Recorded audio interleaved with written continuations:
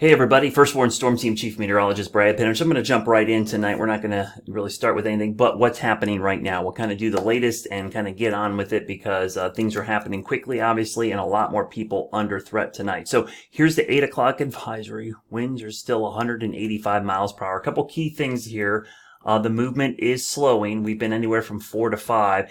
And the pressure, it's still super low, but it's also not going back down. So that means I think we're leveled off here. This is probably maximum intensity here. So what's going to happen over the next couple of days, it's going to basically be what causes the intensity to jump up or down is basically going to be driven by eye wall replacement cycles, wind shear, and upwelling interaction. Now, it is slowing down. A lot of folks are wondering, hey, is it doing what we thought? Yes, right now.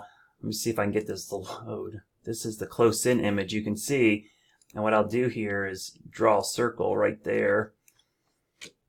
And we'll let this thing loop a couple times. I'm going to put it right in the middle. It's essentially not moving. I think it's slowing down even more.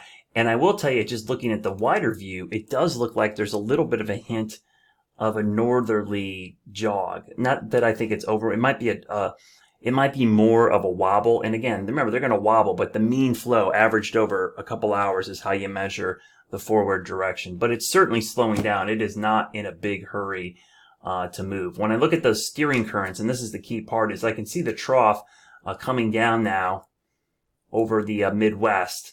And I can actually see some of the influence of a southwest flow trying to kick it and the ridge breaking down. I'm going to let this loop a couple times so you can watch this. See how this outflow to the north is expanding a little bit?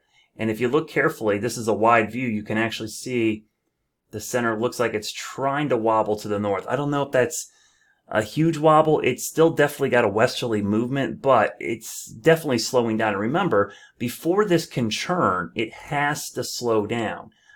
This is a monster hurricane. It's not going to just at 10 miles an hour do a whoop, one of those. It's not going to do that.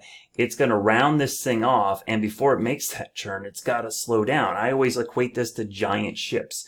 The bigger they are, the stronger they are, the slower they churn. Now, one way they can churn is if they slow down to almost a stop and pivot and then churn. That's the way big ships do. They kind of pause, and then a tugboat can kind of move them off to the north and east. So that's what's most likely going to happen. Now, let me show you the guidance tonight. It's just coming in right now. I'm going to go back here real quick just to show you the forecast, because couple things. There's a lot of lightning in the center. These poor islands in northern Bahamas getting clobbered. But it is going exactly as forecast right now, because what you expect, this was the forecast at 5 p.m. By 11 p.m. it should be there. Right now, it is right on track. And by 5 a.m. it should be there. And by 11 a.m. it should be there. And then by 5 p.m. tomorrow it should be there. Now what's happened tonight, this is the latest, this is the 0Z run of the ensemble's, or basically the consensus track. So what's the consensus track saying? It is exactly lined up with the Hurricane Center forecast. So you can kind of see that. And I'll show you a little better view of that here in a minute. Let me grab you the actual forecast. So here's a look at the forecast and let it populate again. It's going to take a second. You can see the forecast just offshore, but here's the problem. This is way too close for the Carolinas. That's a big problem. Another thing to notice, we've got hurricane warnings now up for eastern part of Florida, hurricane watches in the light pink.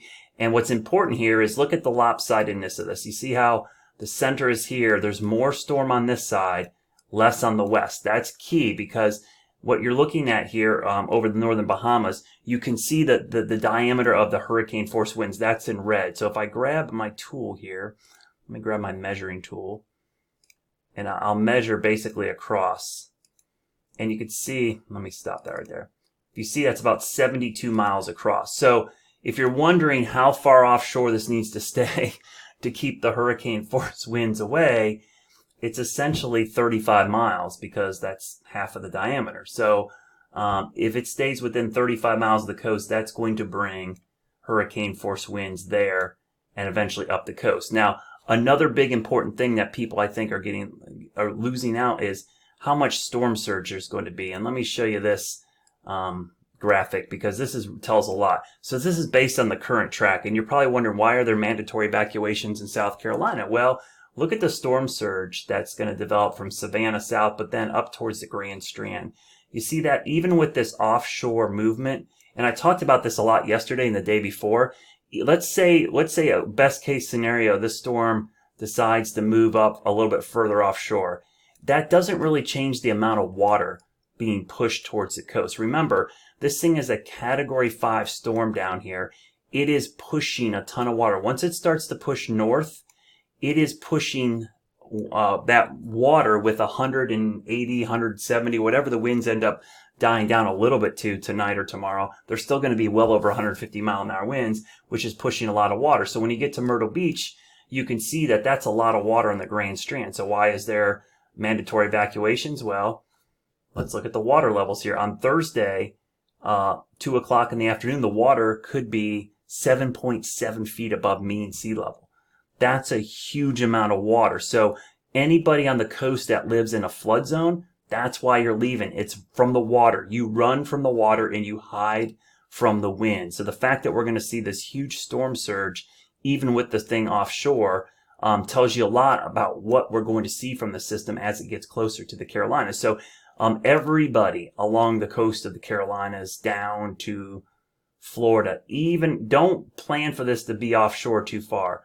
Plan for a hurricane. You need to plan for a hurricane. You can't play chicken with this thing. So go ahead and listen to your local officials. Make sure you head to shelter or go inland if you can. Now let's talk about rainfall. That's the second part of this. So yeah, remember, water is the #1 killer in these hurricanes. It's not wind. Even though wind gets a lot of publicity, it's freshwater flooding and storm surge. We know we're going to have a lot of storm surge, which is going to be a big deal for the Carolinas, all that water being pushed north. Well, at the same time, there could be some heavy rain inland.